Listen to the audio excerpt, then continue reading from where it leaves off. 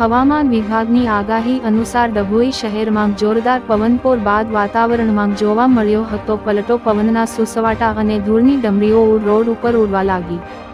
જોરદાર પવન દુકાનોના મંડપ પણ હળવા લાગ્યા. હવાના કારણે છેલ્લા કેટલાક દિવસની અસહ્ય ગરમી અને બફારાથી આંશિક રાહત અનુભવતા પંથકવાસીઓ ડભોઈ શહેર અને તાલુકામાં જોરદાર પવન ફૂંકા હતા. ધૂળ ડમરીઓ ઉડવા લાગી હતી. એકદમ વાતાવરણમાં પલટો આવતા સમગ્ર પંથકમાં વાદળછાયું વાતાવરણ થઈ ગયું હતું. કેટલીક દુકાનોમાં ધૂળ ઘૂસી જવા પામી હતી. રોડ રસ્તાઓ પર પણ ધૂળ થઈ ગઈ હતી. જ્યારે ડભોઈ તાલુકાના હવામાન વિભાગની આગાહી અનુસાર ડભોઈ તાલુકાના ચાંદોદ પંથકમાં વરસાદની એન્ટ્રી. યાત્રાધામ ચાંદોદ, કરનાળી, નવા જૂના માંડવા સહિતના ગામોમાં વરસાદ વરસ્યો. બપોર બાદ વાતાવરણમાં જોવા મળ્યો હતો પલટો. પવનના સુસવાટા અને વાવંટોળ સાથે વરસાદ. ચાંદોદના નર્મદા કિનારે કેટલાક યાત્રિકો મંડપ નીચે દોડી ગયા તો કેટલાક યાત્રિકોએ વરસાદી સ્નાન કરી ગરમીથી રાહત મેળવી. છેલ્લા કેટલાક દિવસની અસહ્ય ગરમી અને બફારાથી આંશિક રાહત અનુભવતા પંથકવાસી reporter Razak Khatri, GPK news.